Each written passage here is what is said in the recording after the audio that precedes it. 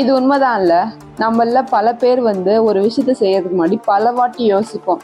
அவங்க அப்படி சொல்லுவாங்க, இவங்க எப்படி சொல்லுவாங்க, அவங்க அப்படி பார்ப்பாங்க, இவங்க எப்படி பார்ப்பாங்க, ஊர் என்ன சொல்லணும் அப்படின்னு யோசிப்போம். ஆனா அது செஞ்சதுக்கு அப்புறம் இதுக்கா நம்ம இப்படி பயந்தோம், இதுக்கா அப்படி யோசிச்சோம் அப்படின்னு தோணும். அது ஏன் எனக்கும் தெரியல.